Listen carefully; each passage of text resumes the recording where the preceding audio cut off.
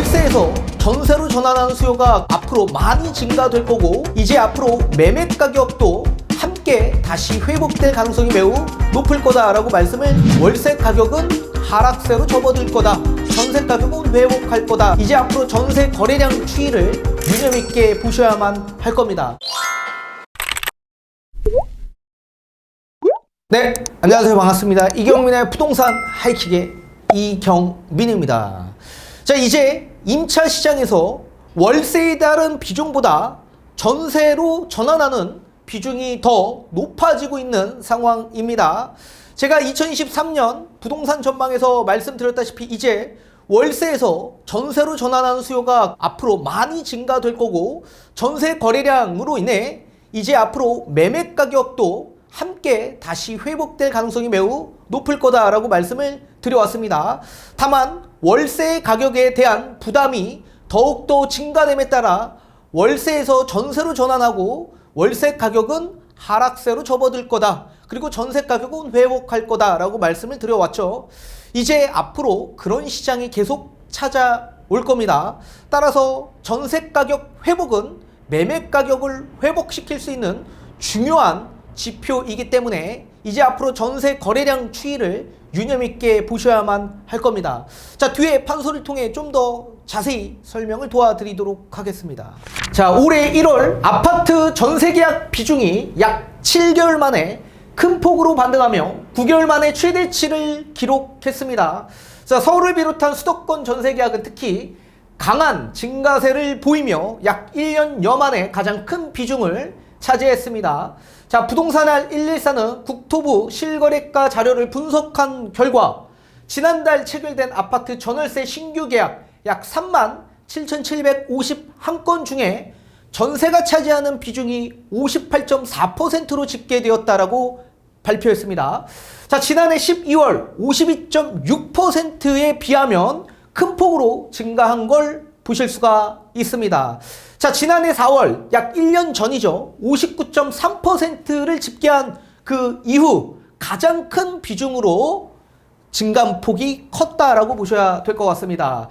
자, 이 비중은 전월 대비 증가하기에는 지난해 6월 이후 처음으로 증가됐고, 전세계약 비중이 줄기 시작한 2021년 하반기 이후에 가장 큰 폭의 반등이기도 합니다. 2021년 7월 64.9%였던 전세계약 비중은 이후 간헐적으로 소폭 증가를 보였을 뿐 추세적으로 계속적으로 감소해서 지난해 12월 저점까지 약 1년 반 동안 12.3%포인트나 떨어졌었습니다. 자, 그 가운데 거의 절반 수준인 5.8%포인트가 회복되었다. 엄청나게 크게 회복된 걸 보실 수가 있습니다. 자, 이렇게 지표를 한번 보도록 하겠는데 이 지표가 굉장히 잘 나왔습니다.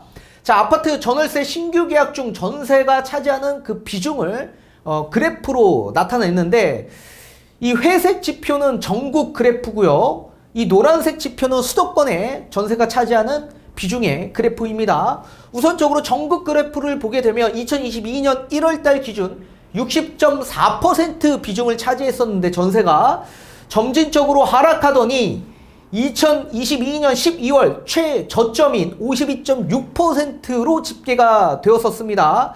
자, 그러다가 2023년 1월 달에 58.4%로 큰 폭으로 증가한 걸 보실 수가 있습니다.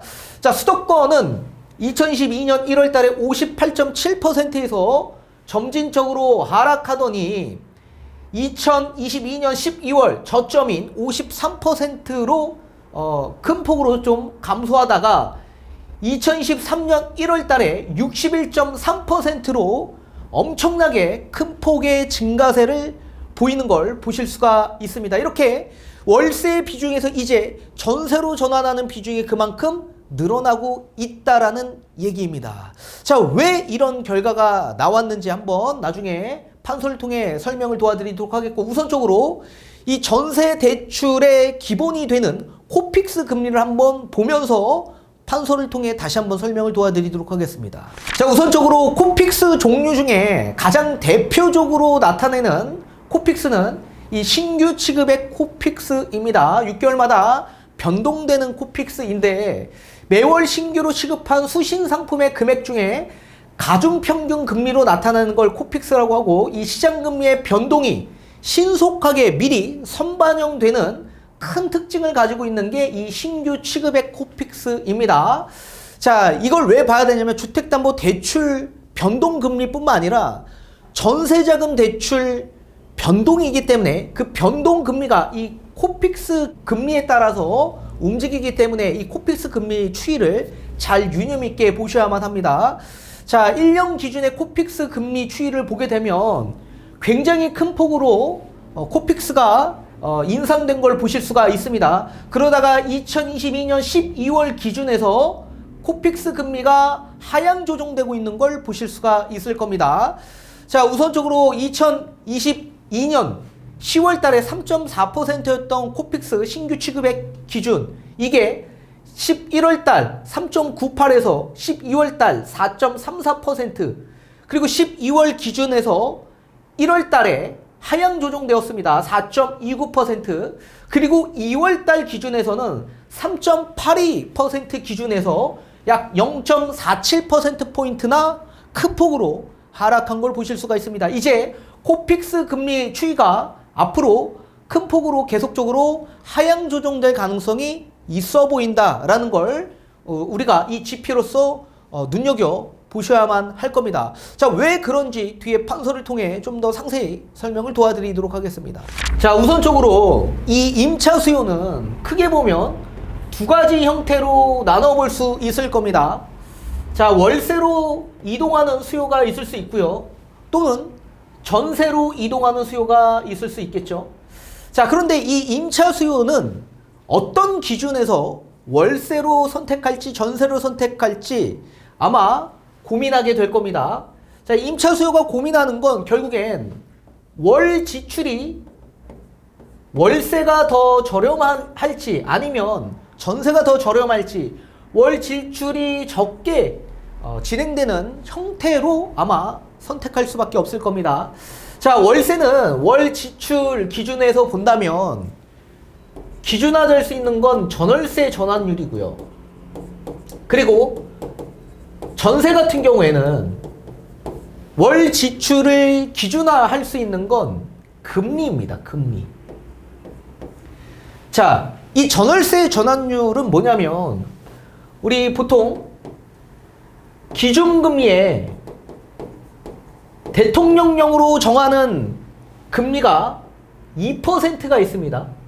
요 2%를 더한 금리를 전월세 전환율로 보고 있습니다. 자, 그렇다면 지금 현재 기준에서 본다면 기준금리가 3.5%로 동결이 되어 있기 때문에 현재 기준에서 본다면 약 5.5%가 전월세 전환율이 될 수 있겠습니다.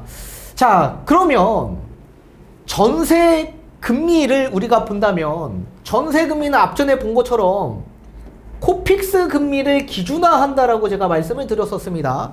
전세 금리는 변동 금리가 거의 90% 이상을 차지하고 있기 때문에 코픽스 금리로 기준화한다. 그에 반면에 전월세 전환율은 기준금리로 기준화할 수 있겠네요. 자, 따라서 이 기준금리는 코픽스 금리보다는 후행하고요. 그리고 이 코픽스 금리는 기준금리보다 선행합니다. 자, 이런 상황에서 기준금리 인상이 나오기 전부터 이미 코픽스 금리는 기준금리에 선행하는 지표이기 때문에 우선적으로 코픽스 금리가 먼저 인상하게 되어 있습니다. 자, 코픽스 금리가 계속적으로 인상이 되다 보니까 어떻게 됩니까? 이 전세 대출이 약 6에서 8% 수준까지 올라가게 된 겁니다.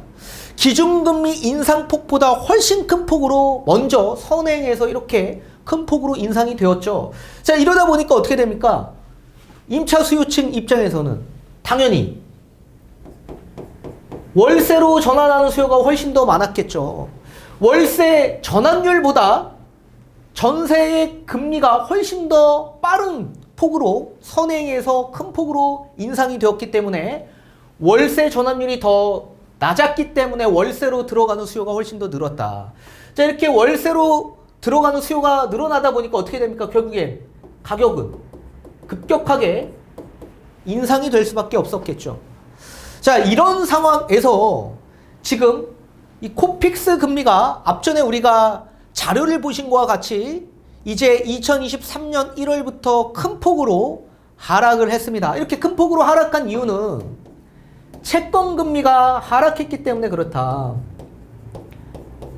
자, 채권 금리 같은 경우에는 지금 단기 채권 금리인 3년물 채권 금리가 지금 하향 조정되고 있는 상황인데 이게 계속적으로 하향 조정이 될지 다시 인상이 될지는 두고 봐야 되겠지만 환율이 지금 1,200원대에서 1,300원대로 올라섰기 때문에 채권의 가격이 지금 하락하고 채권의 금리가 조금은 인상이 되고 있는 과정입니다. 다만 장기적인 추세에서 봤을 때는 채권의 금리는 계속적으로 인하될 수밖에 없을 거다. 그리고 환율 또한 시간이 지나면 계속적으로 안정세에 접어들 수밖에 없을 거다라고 보는 상황이기 때문에 결국엔 코픽스는 기준금리보다 선행하는 상황이기 때문에 기준금리 지금 3.5%로 계속 동결되어 있는 상황이죠. 자, 따라서 이제 기준금리는 어느 정도의 정점에 도달했고 코픽스는 기준금리보다 선행하기 때문에 이제 하향 조정될 가능성이 매우 높다라고 판단이 되기 때문에 채권금리는 계속적으로 떨어지고 있는 추세다. 따라서 코픽스 금리도 하향 조정되고 있는 상황이죠. 그렇기 때문에 이 6에서 8%대까지 올라갔던 이 전세대출 금리가 지금 현재 4%대까지 떨어지게 된 겁니다. 또 이뿐만 아니라 예대마진, 제가 며칠 전 강의 영상에서도 말씀드렸죠. 은행의 예대마진 폭리 이걸 줄이겠다라고 금융당국에서 엄청나게 압박하고 있습니다. 자, 예대마진을 줄이기 위해서는 결국엔 가상금리를 내려야 되고 우대금리 올릴 수밖에 없겠죠. 자, 그렇게 되면 결국엔 전세대출 금리는 계속적으로 하향 조정될 수밖에 없을 겁니다. 지금 인터넷 뱅킹인 K뱅크 같은 경우에는 거의 3% 수준까지 내려왔습니다. 그리고 이제 3월 달이 되면 주택금융공사에서 뭘 발표하냐면 특례 보금자리 대출처럼 이제 고정금리, 전세대출에서도 고정금리, 이 고정금리는 저금리로 나오는 상품을 출시합니다. 자, 이렇게 출시하게 되면 제가 봤을 때 거의 3% 수준으로 고정금리 형태인 주택금융공사의 전세대출 상품이 나올 가능성이 매우 높을 것 같은데, 그렇게 된다면 지금 현재 기준에서 기준금리가 계속 동결이 된다라고 한다면 기준금리 3.5%에서 대통령령으로 정하는 2%, 5.5% 기준이기 때문에 어떻게 됩니까? 결국엔 임차 수요는 월 지출을 줄이기 위해선 일로 전환할 수밖에 없겠죠. 그리고 그동안 전세 가격은 수요 감소로 전세 가격의 하락폭이 굉장히 컸었죠. 가격이 워낙 저렴하다 보니까 어떻게 됩니까? 일로 이동할 수밖에 없다. 지금 부동산 가격이 하락하면 하락할수록 소비는 위축될 수밖에 없고 소비가 침체될 수밖에 없습니다. 이런 상황에서 월 지출이 계속적으로 늘어나는 월세 가격 폭등으로 인해서 수요는 일로 전환이 앞으로도 계속 될 수밖에 없겠죠. 자, 그렇다면 자연스럽게 전세의 비중이 늘어난다는 얘기는 뭡니까? 전세 거래량이 늘어난다는 얘기랑 똑같은 얘기죠. 자, 전세 거래량이 늘어나면 어떻게 되죠? 결국 매매 시세를 끌어올릴 수밖에 없는 상황이 나올 거다. 이 매매 가격 반등은 전세 거래량 회복과 전세 가격 회복에 따라서 매매 가격 반등이 나올 수 있을 것 같기 때문에 반드시 우리가 중요하게 봐야 될 건 전세 비중이 얼만큼 늘어나고 전세 거래량이 얼만큼 증가되는지 유념 있게 보셔야 할 것 같습니다. 자, 2023년 상반기에는 전세 가격과 월세 가격이 계속 하락세에 있을 거다라고 말씀을 드려왔었죠. 다만 전세 가격의 하락폭은 둔화될 거고 월세 가격의 하락폭은 늘어날 거다.